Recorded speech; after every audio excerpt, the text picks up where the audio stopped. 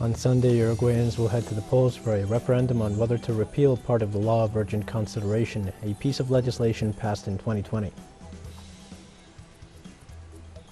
In Russia, military authorities stated that the military operation in Ukraine is proceeding according to what was planned, and the main tasks of its first stage have been fully accomplished. The Iraqi parliament postponed its session Saturday to elect the president of the republic due to lack of quorum.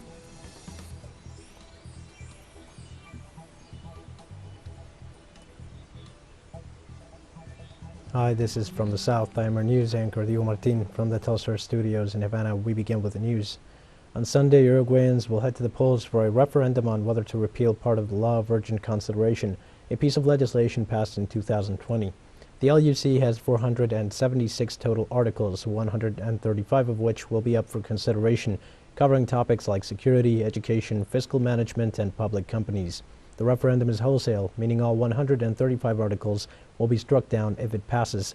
Approved in the beginning of the COVID-19 pandemic, the LUC is a hallmark reform of President Luis Lacalle Pou, whose victory in the 2019 election ended 15 years of governance by the left-leaning Broad Front coalition.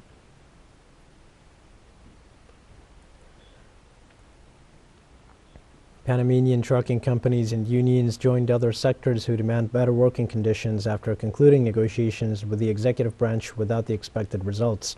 Representatives of the trucking companies, users, government authorities, and the Transit and Land Transport Authority participated in the dialogue process. Also, the president of the Interior Transport Council, Nestor Cubilla, said the government proposal does not allow to face the high costs of daily operations. According to the Panama America newspaper, a recent poll by Gallup Panama showed that 89% of the population considered the government's role in dealing with the increase in fuel costs to be negative, while only 9% rated as positive.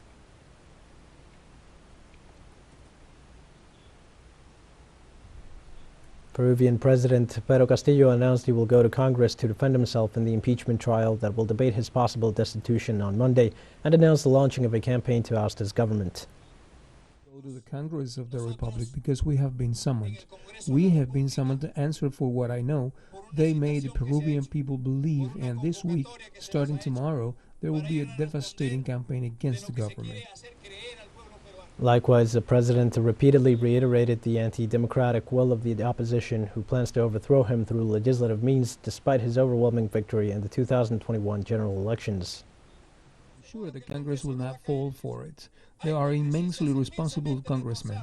There are members of Congress who understand the needs of the people and will not fall into this type of blackmail and will not believe in this media circus. The president of Mexico, Andrés Manuel López Obrador, responded to the controversial statements made by the head of the United States Northern Command, Glenn Van Erck, about the alleged presence of Russian spies in Mexican territory. We have to send them messages telling them that Mexico is not a colony of any foreign country, that Mexico is a free, independent, sovereign country. We're not a colony of Russia, China, nor the United States. More on that, the Mexican head of state also reaffirmed the policy of not interfering in the affairs of other countries, a policy traditionally adopted by his nation. We have a policy of non-intervention. Remember what President Juarez used to say, between individuals and nations, respect for the rights of others is peace, as simple as that. And we remain in Latin America. The 502 sanctions imposed by the United States against Venezuela smothered its economy for 6 years. 55% of the public finances of the country were affected, among them the main pillar of the country, the oil industry. The nation had to learn to diversify its production and is working to recover from the slope. With a story on this, colleague Madeline Garcia. The shortages are now behind. The big supermarket chains are showing another face. The stands are full of products that more than a year ago were difficult to get. It is a recent history, and it is the illegal economic sanctions of the United States attacked the income of the country that has imported almost everything. Now the national production of the main food items is a priority, and the nation is self-sufficient.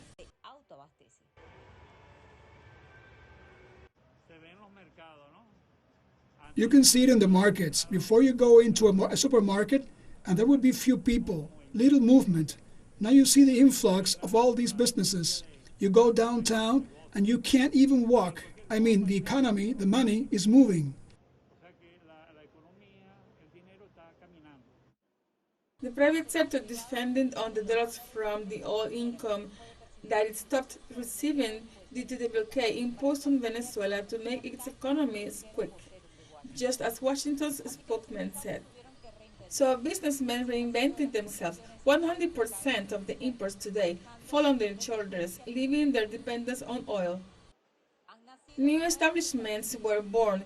This is with Vital, considered the biggest pharmacy in Latin America. Everywhere you can see messages of overcoming, of betting on the country, on life. The dream is for Venezuela.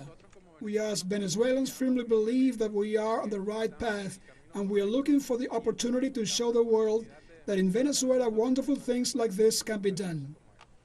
Its extension is as large as the number of Venezuelans who come to look for medicines that disappear because of the blockade, like food. They are already on the stands. More than 40,000 Venezuelans died because of the measures violating the human rights of the United States and its allies. This image means a victory. The hardest moments are over. Vice President Delcy Rodriguez made an X-ray of what was overcome and what was the damage caused by the economic war, that even though it continues, the country is advancing gradually. They were still very hard months, as we are still in the year 2020, but in the month of July 2021, an inflection in the democratic history of Venezuela would take place of an economy that was criminally hit by the blockade against our country. Venezuela takes advantage of this tribune to reject any form of economic aggression, any type of illegal sanction, unilateral coercive measures that attempt against the rights of our people. The country's vice president denounced behind these sanctions there is a criminal industry. The blockade represents 25% of the cost of oil, and once payment is received so that this money reaches Venezuela, up to 15% is cancelled for transactions. That impacts the economy at all levels. Madeline García, teleSUR, Caracas, Venezuela. We're going to take a short break now. Please join us again after this.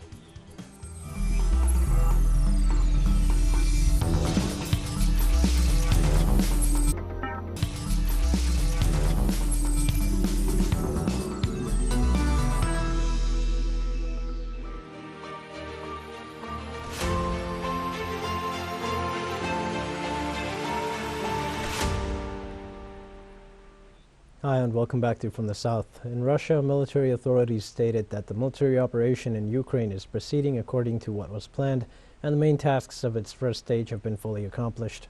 Regarding this, officials explained that the Russian military has achieved a significant reduction in Ukraine's military potential, which has allowed progress towards the main goal of demilitarizing the Donbas region.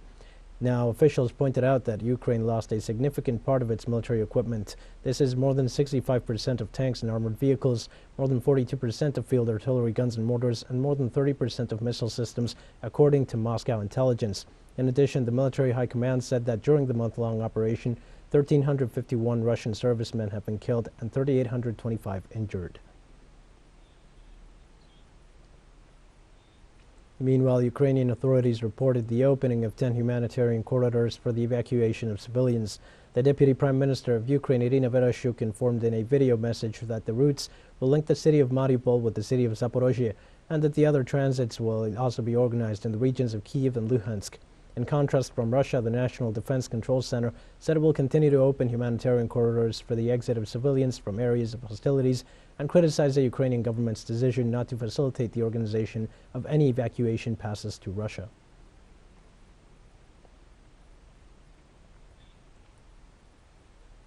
And while in the United Kingdom, Home Secretary Priti Patel revealed that her government is ready to toughen repressive measures against Russia after a conversation with Russian pranksters posing as Ukrainian Prime Minister Denis Shmyhal. The Russian pranksters, known as Vovan and Lexus, published the full video of the virtual conversation where the Minister of the Interior confesses that in view of the crisis in Ukraine, her country is considering anti-Russian measures, including the deprivation of basic rights for Russian citizens. At the same time, Patel assured that London is considering pushing for Russia's expulsion from important multilateral organizations. The minister also stated that the British authorities have no concerns about the possible entry into the United Kingdom of militants from nationalist groups posing as refugees, while repeating at the request of Russian jokers an expression used by neo-Nazi groups at the end of the interview.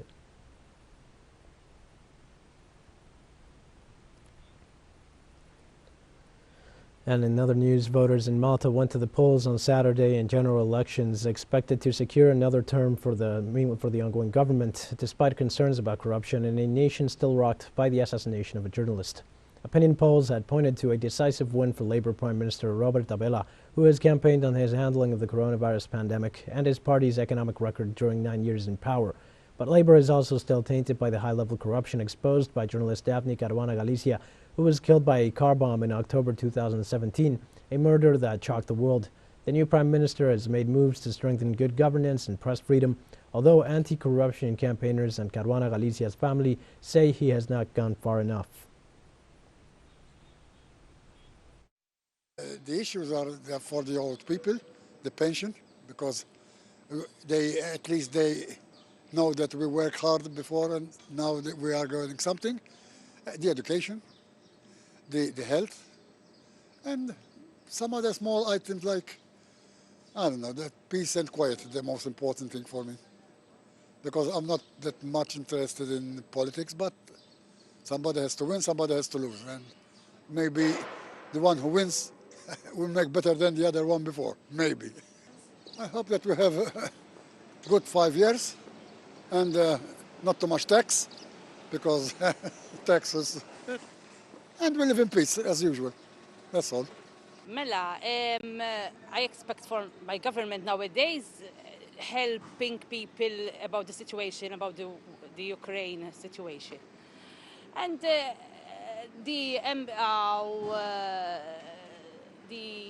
situation about the money, the wages, stuff like that. But and the ambient we live in, much more greenery. And still in Europe, German Chancellor Olaf Scholz described as very positive the European energy policy agreed upon at the recently concluded European Union summit in Brussels. The German statesman said at a press conference after the summit that there is a voluntary opportunity to cooperate when it comes to gas purchases, and that in his point of view, it was important that Germany and other countries be skeptical when it comes to market interventions. Scholz also warned that Spain and Portugal are in a special situation and need be approached warily on this issue.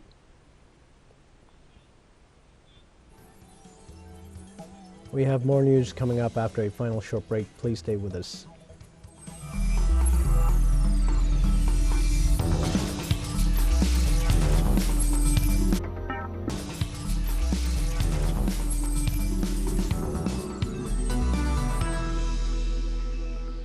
Hi and welcome back. The Iraqi parliament postponed its session Saturday to elect the president of the republic due to lack of quorum. According to the Iraqi constitution, there must be 2/3 of House members present, which means 220 members need to be present to elect the president in the first place. On Saturday, only 202 members took their seats to the session, which was postponed to Monday. The failure to elect a president reflects the deep divisions among Iraq's political factions that have only grown since the October 10th parliament elections, the results of which have been rejected by political groups supported by neighboring Iran. There are 40 candidates nominated for the post from several parliament blocs and independent individuals, including Arabs and Kurds.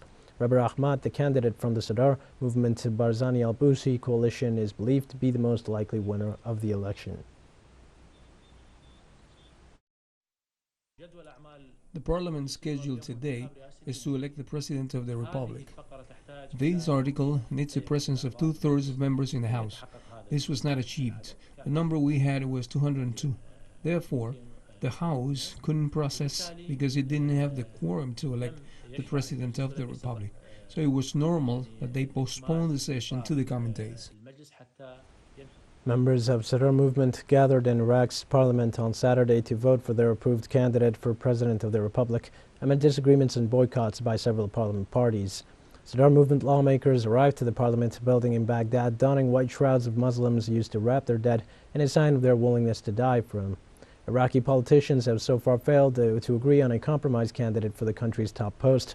The failure to elect a president reflects the deep divisions among Iraq's political factions that have only grown since the October 10th parliament elections, whose results have been rejected by political groups supported by neighboring Iran.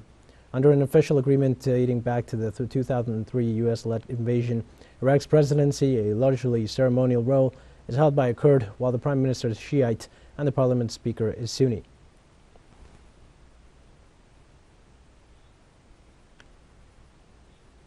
Zimbabweans cast ballots on Saturday in parliamentary and local authorities by-elections seen as a preview of what is to come in next year's general polls.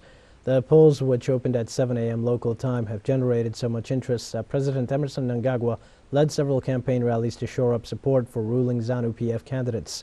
Opposition leader Nelson Chamisa, who is seen as a most formidable challenger to Mnangagwa, formed a new party Citizens Coalition for Change 3 months before the by-elections. Voters are casting ballots in 28 parliamentary constituencies, including 20 where lawmakers were recalled in a battle over the control of the country's largest opposition party. The rest of the seats fell vacant following the deaths or reassignments of the incumbents. I came to vote because we want change. Things are hard in this country. There's no money and jobs, and our children are not going to school. Now, the government of France denounced the Orpea residential group for senior citizens and will ask for the return of allegedly misappropriated public funds after finding financial irregularities and other flaws.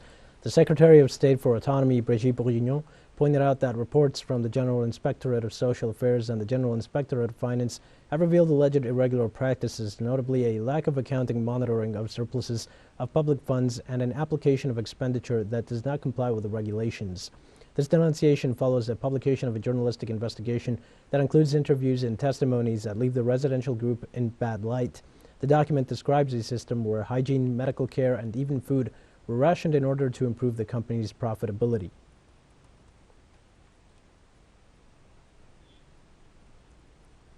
And West African leaders said on Friday they would maintain regional sanctions imposed on Mali in January after its military leaders declared they would remain in power for 4 more years instead of holding elections.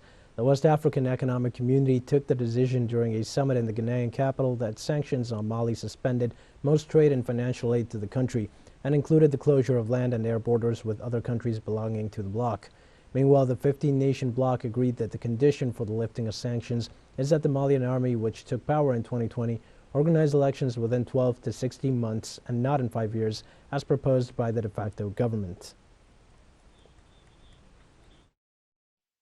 After examining the recommendation of President Goodluck Jonathan, who was acting as a mediator, the heads of state finally decided that they are willing to consider an extension of a transition in Mali in the range of 12 to 16 months.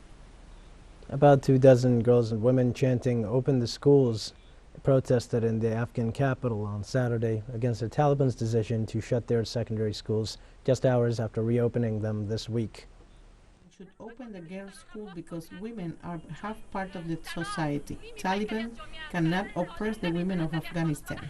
Today we are gathered to shout for the joint pain and do not ignore that one generation will be restricted from the right to education, study and literacy. There is no legal and logical justification which shows the women of Afghanistan should be banned from education or political and social infrastructure.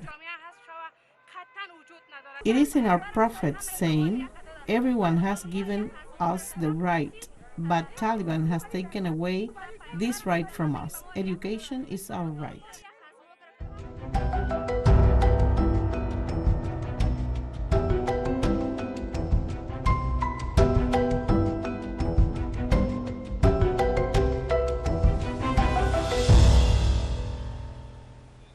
Chinese authorities reported that 9 earthquakes, one of them reaching 6.0 magnitude, affected the northwest of the country early this morning, leaving no casualties or material damage. The earthquake's epicenter was located in an isolated area 126 kilometers from the city of Delinga, located in the province of Xinghai. The strongest earthquake with a magnitude of 6.0 was recorded at 12:21 a.m. local time on Saturday, after which 8 more quakes followed for approximately 2.5 hours. Local authorities sent a team of 100 firefighters to the area to participate in possible rescue operations in Xinghai province and neighboring Gansu province, which are in a state of alert.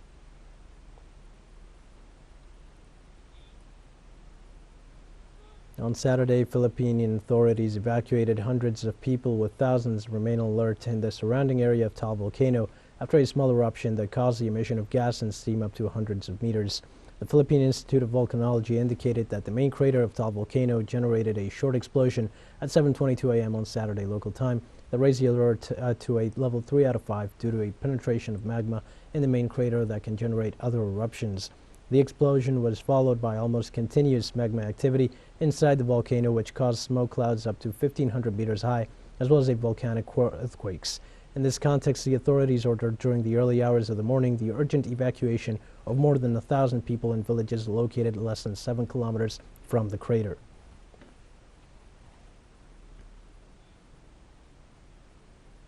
Now, as of today, there will be lights out at 8:30 p.m., time to conserve energy to celebrate Earth Hour. The theme for this year's Earth Hour is Shape Our Future, which emphasizes on the need to conserve energy and save the environment for future generations.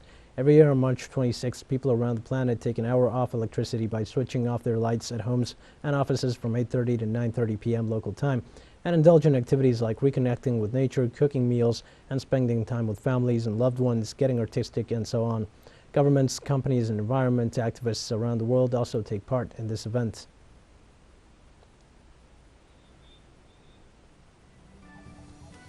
We've come to the end of this news brief. Remember, you can find these and many other stories on our website at teleSUR English. You can also join us on social media for all the latest news. We're on Facebook, Twitter, Instagram, and Telegram. For teleSUR English, I'm Dio Martin. Thanks for watching.